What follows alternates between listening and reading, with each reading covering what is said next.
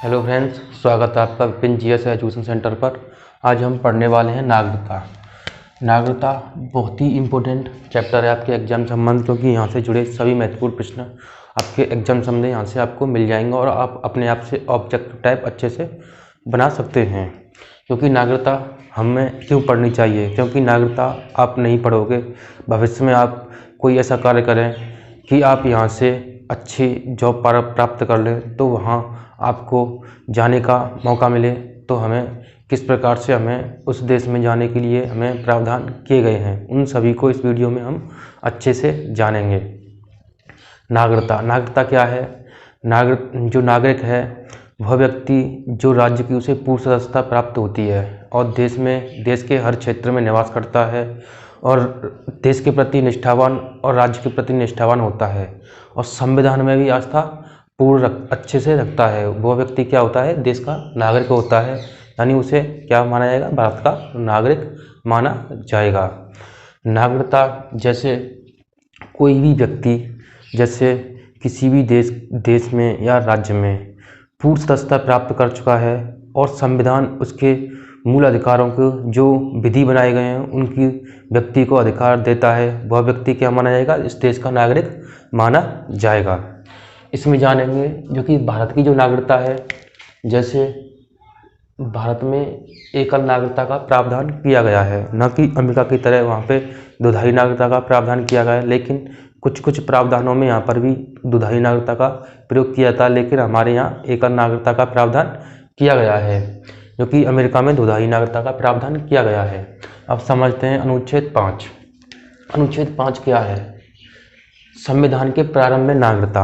अनुच्छेद 5 क्या कहता है? संविधान के प्रारंभ में नागरिकता, यानी इसमें वह भारत का राज्य क्षेत्र होते हैं जिनमें कोई व्यक्ति जन्मा हो, यानी भारत का वैसे क्षेत्र जहां व्यक्ति जन्म हो या उसके माता पिता में से किसी एक का जन्म हो, उसके आधार पर व्यक्ति को क्या समझा जाएगा? भारत का नागरिक समझा जाएगा।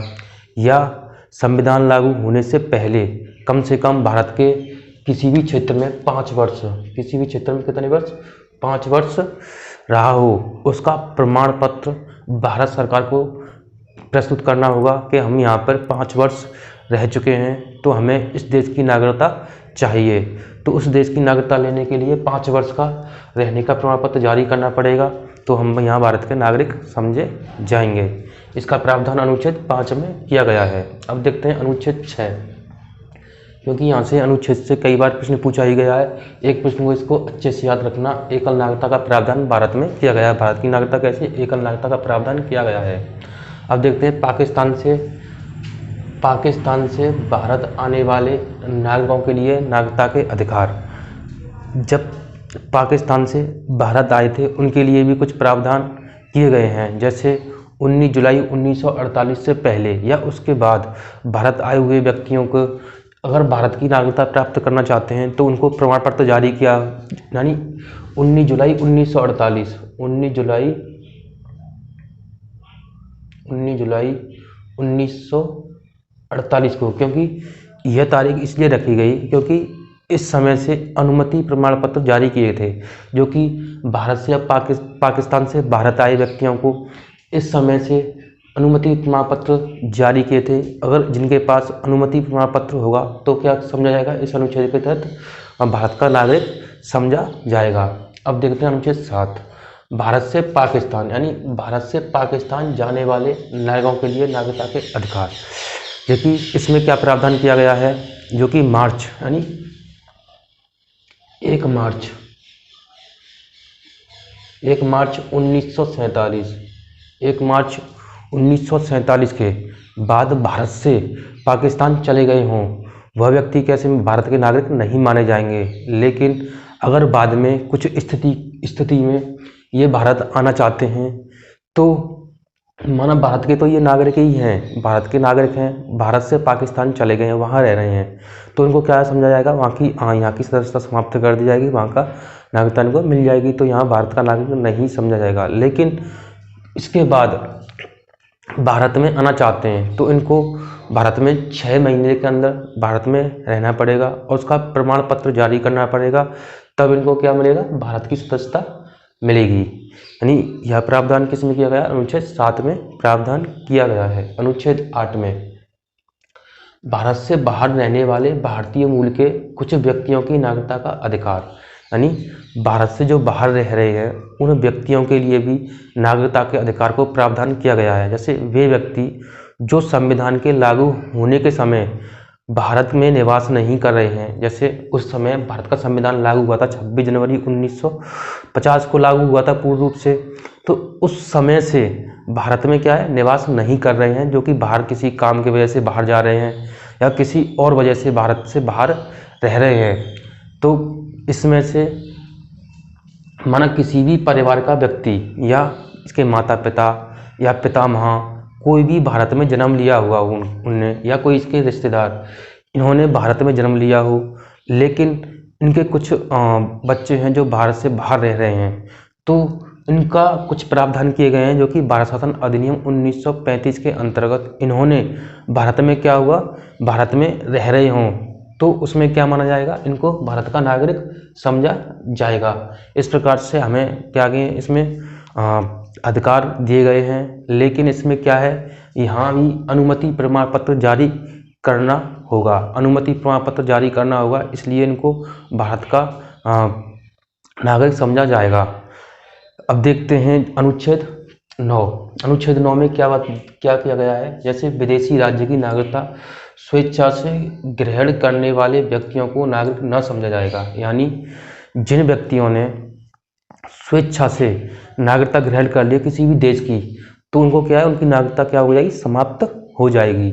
जैसे किसी भी देश, किसी भी व्यक्ति है, किसी ने शादी कर ली किसी भी विदेशी महिला से, वो विदेशी महिला उस व्यक्ति को वहाँ ले जाती है, अगर वह भारत से बाहर रह रहा है, अगर उसने 7 साल तक उसने भारत के साथ नहीं दिया, यानी भारत में नहीं रहा हो, तो स्वतः ही उसकी नागरिकता समाप्त हो जाएगी। अगर वह उसने उस देश की नागरिकता प्राप्त कर ली है, तो यहाँ की नागरिकता क्या हो जाए, समाप्त हो जाएगी। यह इसमें अनुच्छेद किसमें किया गया है, अनुच्छेद 9 में प्रावधान किया गया है। यानी विदेशी राज्य की नागरिकता स्वेच्छा से किसी ने ग्रहण कर ली है, तो व्यक्ति की नागरिकता क्या हो जाएगी, समाप्त हो जाएगी, इसे नागरिक नहीं समझा जाएगा।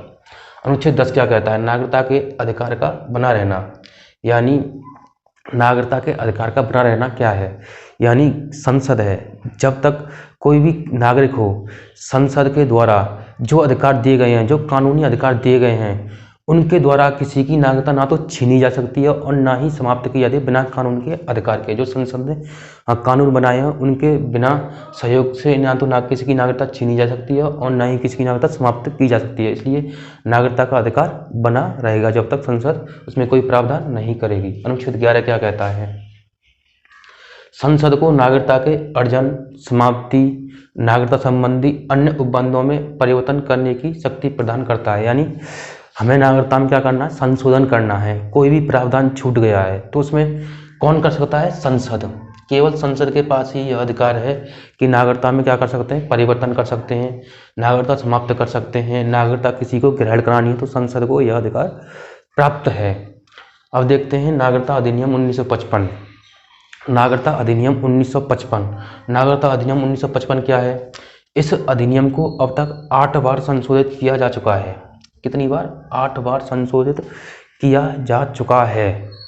इस प्रकार से जैसे संशोधित किया जा सकता है, जैसे पहला संशोधन कब हुआ था, 1957 में हुआ था, दूसरा संशोधन 1960 में हुआ था, तीसरा 1986 में, चौथा 1992 में संशोधन किया गया था, 2003 में संशोधन हुआ था, 2005 में संशोधन हुआ था, 2015 में और 2019 में।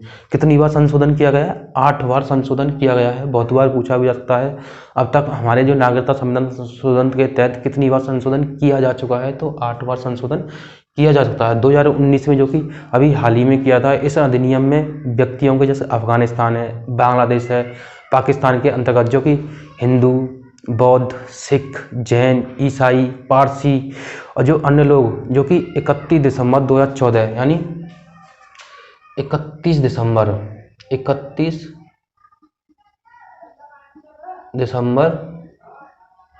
2014 को, यानी 14 को अथवा इससे पूर्व भारत में ऐसे इसके या तो इसी समय 31 दिसंबर 2014 या इससे पहले भारत में क्या प्रवेश कर लिया हो, लेकिन उनके पास क्या दस्तावेज होगा, यानी उस समय 19 जुलाई 1948 से क्या हुआ था, अनुमति प्रमाण पत्र जारी किए गए थे। अगर जिनके पास अनुमति प्रमाण पत्र जारी होगा, इन्होंने क्या किया, पंजीकरण कराया होगा अनुमति प्रमाण पत्र। यानी अनुमति प्रमाण पत्र कैसे मिलता है, आप किसी भी राज्य के हिस्से में रह रहे हैं तो वहाँ का आपको क्या होगा, मूल निवास दिया जाता है, तो उससे आपको पता चल जाएगा कि हम यहाँ के मूल निवासी हैं। से हम अगर एक राज्य से दूसरे राज्य में जाना चाहते हैं तो हमें वहाँ पहले रहना पड़ेगा, वहाँ की क्या है, हमें रहना पड़ेगा कई साल।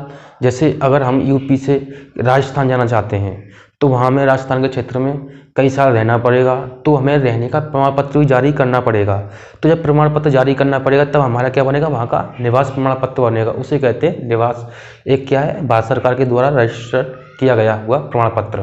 तो यानी क्या बनता है, मूल निवास, केंद्र का भी निवास मिलता है। तो इस प्रकार से वहाँ के रजिस्ट्रेशन रहने के लिए तो क्या है, एक प्रमाण पत्र जारी किया जाता है।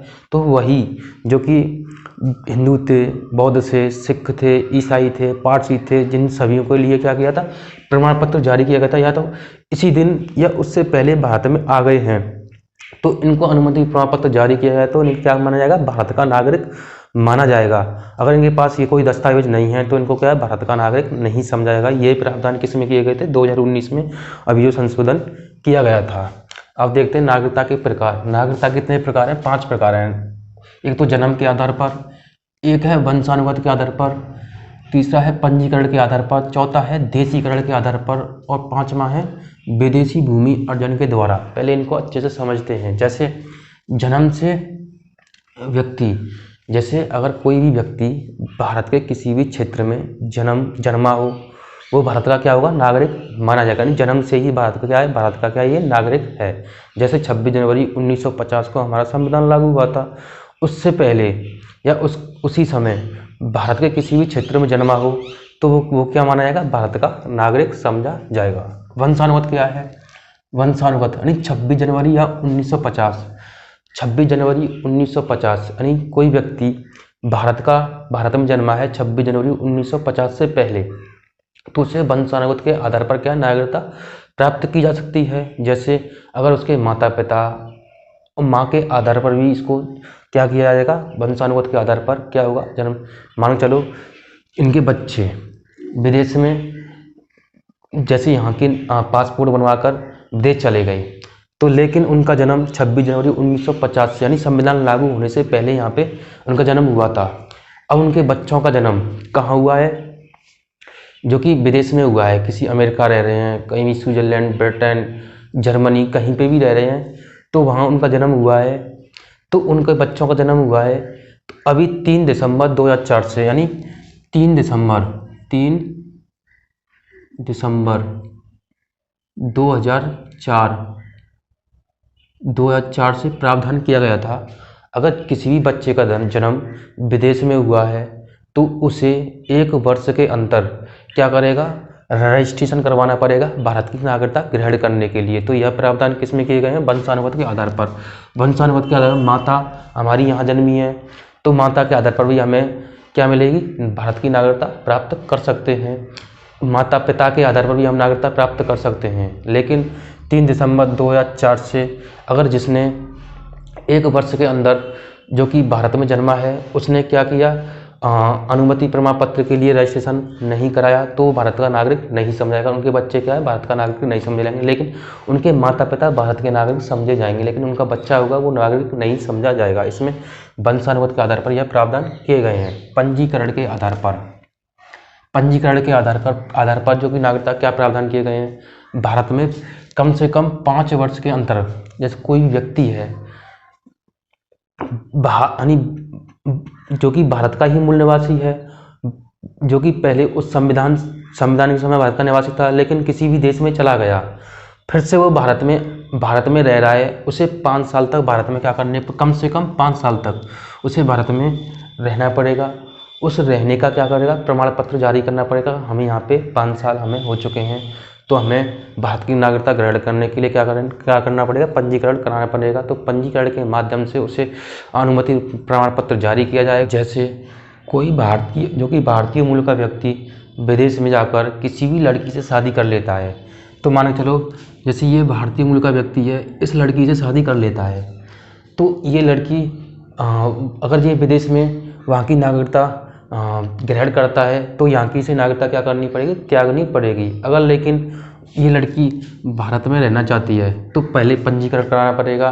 पंजीकरण के माध्यम से इसे क्या मिलेगी, भारत की नागरिकता मिलेगी। कम से कम इसे 5 साल तक भारत में रहना पड़ेगा पहले, जब उसे पंजीकरण कराना पड़ेगा।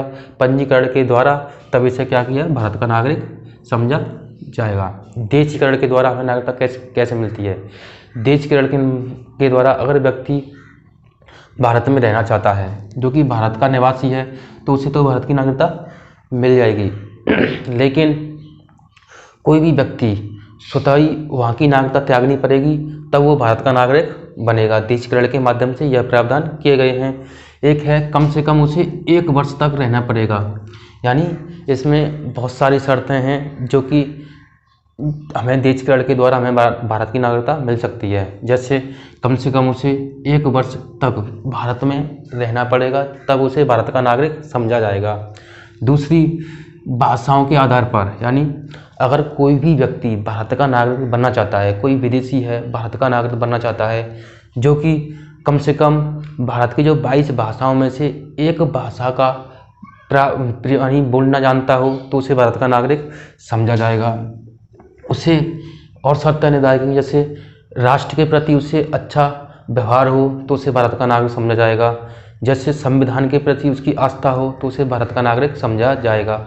इस प्रकार से इसमें देशीकरण के द्वारा हमें शर्तें निर्धारित की गई हैं। विदेशी भूमि जो अर्जन है उसके द्वारा नागरिकता का प्रावधान किया गया है, यानी विदेशी जो भूमि अर्जन द्वारा, जैसे कोई भी देश है उसकी भूमि का कुछ हिस्सा भारत में मिलना चाहता है, तो वहाँ के नागरिक जो आएंगे तो भारत के हिस्से में आएंगे, तो उनको नागरिक समझा जाएगा या ना समझा जाएगा। ये प्रावधान किस में किए गए हैं, 5वें में। इसके आधार पर हमें नागरिकता मिल सकती है, नहीं मिल सकती है। जैसे 1974 में सिक्किम को भारत में सम्मिलित किया गया था, तो यहाँ के जो निवासी थे वो भारत में सम्मिलित हो गए थे। जब भारत में यहाँ के निवासी सम्मिलित हो गए थे, तो भारत सरकार का यह दायित्व बनता है कि यहाँ के नागरिकों को नागरिकता दी जाए या नहीं दी जाए। किसका प्रावधान है, भारत सरकार को यह प्रावधान किया गया है इसमें। यानी विदेशी अगर भारत का जो भारत सरकार है चाहेगी तो उनको नागरिकता दे सकती है, और नहीं चाहेगी तो नागरिकता नहीं दे सकती। इसमें यह प्रावधान किए गए। तो यहाँ के भारत के 1976 में जो सिक्किम राज्य यहाँ पे भारत में जब विलय हो गया था, तो वहाँ के नागरिकों को क्या किया, नागरिकता ग्रहण की गई थी, यानी उनको नागरिकता दी गई थी। तो भारत सरकार का यह दायित्व है, या दिए जाए या नहीं जाए भारत सरकार पर निर्भर करता है। उसी प्रकार नागरिकता की समाप्ति भी बहुत प्रकार से की गई है। जैसे सबसे पहले अगर व्यक्ति भारत से नागरिकता स्वतः ही त्याग सकता है, लेकिन उसे इस देश की नागरिकता त्याग कर दूसरे देश की नागरिकता उसने ग्रहण कर लिए, तो यहाँ उसकी नागरिकता क्या होगी, समाप्त हो जाएगी। जैसे कोई भी देश, राज्य या संविधान के प्रति निष्ठा न रखने वाले व्यक्ति को नागरिकता से वंचित किया जा सकता है। जैसे अगर कोई व्यक्ति देश के ऊपर क्या करता है, दुर्व्यवहार करता है, कि देश की आलोचना नहीं करता है, देश के ऊपर क्या करता है, कोई सवाल उठाता है, संविधान के ऊपर क्या है, सवाल उठाता है, संविधान को दुर्व्यवहार बताता है, तो उसे व्यक्ति को क्या करेगा, नागरिकता उसकी समाप्त कर दी जाएगी, उसे नागरिकता से वंचित कर दिया जाएगा। युद्ध के समय शत्रुओं की सहायता करने पर, जैसे हम किसी देश से युद्ध कर रहे हैं, तो हमारा देश का नागरिक किसी विदेशी के साथ मिलकर हमसे ही लड़ना चाहता है, तो उस देश की क्या है, नागरिकता, उस व्यक्ति की नागरिकता समाप्त कर दी जाएगी। किसी व्यक्ति ने कटपूर्वक या गैरकानूनी विधि द्वारा भारतीय नागरिकता ग्रहण कर लिए, तो उसकी नागरिकता क्या कर दी जाएगी, समाप्त कर दी जाएगी। यानी कोई व्यक्ति धोखे से भारत की नागरिकता ग्रहण कर चुका है, तो उस व्यक्ति की नागरिकता समाप्त कर दी जाएगी।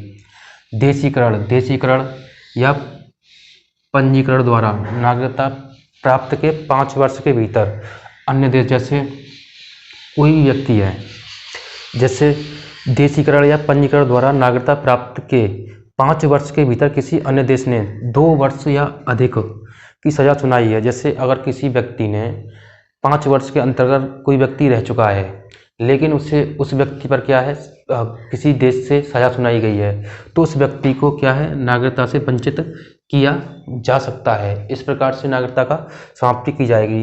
किसी भारतीय नागरिक जैसे पुरुष स्त्री ने एक दूसरे देश की पुरुष की स्त्री के साथ विवाह करने पर नागरिकता की जाएगी, समाप्ति की जाएगी। जैसे कोई व्यक्ति है, जैसे नागरिक है देश का, इसने किसी विदेशी महिला से शादी कर ली है, तो उसकी क्या है, उसने वहाँ की नागरिकता क्या कर ली है, स्वतः ही ग्रहण कर लिया है, यानी वहाँ की नागरिक बन चुका है, वहाँ की नागरिकता प्राप्त कर चुका है। तो भारत की नागरिकता क्या है, समाप्त कर दी जाएगी। इसे भारत की नागरिकता से क्या कर दिया जाएगा, वंचित कर दिया जाएगा। या भारत से बाहर लगभग यानी भारत से लगातार 7 वर्ष के अंदर, यानी भारत में भ्रमण नहीं किया है, यानी भारत से लगभग 7 वर्ष, यानी 7 वर्ष तक भारत से बाहर रहा है, यानी 7 वर्ष तक भारत से बाहर रहा है, तो उसकी नागरिकता क्या है, उसे नागरिकता से वंचित कर दिया जाएगा, उसे भारत का नागरिक नहीं समझा जाएगा।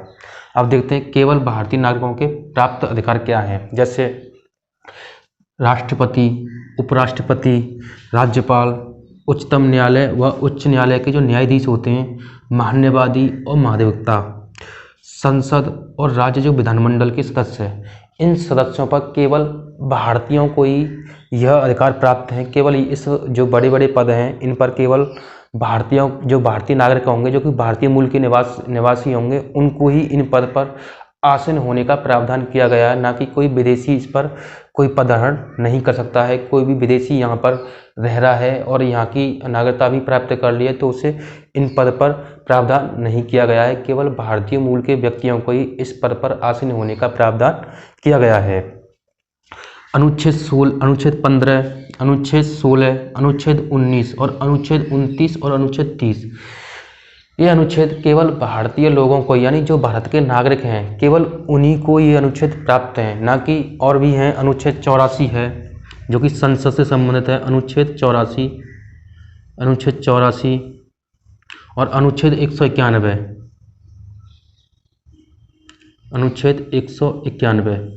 ये अनुच्छेद ऐसे हैं, ये केवल भारतीय लोगों को ही, जो भारत के नागरिक हैं, केवल इन्हीं को ये अनुच्छेद का अधिकार प्राप्त है। इसे किसी विदेशी को ये अधिकार प्राप्त नहीं है। यानी अनुच्छेद 15 में क्या बताया गया है, जैसे किसी के जन्म के आधार पर, धर्म के आधार पर, जाति के आधार पर, मूल वंश के आधार पर किसी के साथ क्या है, भेदभाव नहीं किया जाएगा। केवल यह भारतीयों को ही प्राप्त है, ना कि किसी विदेशी को।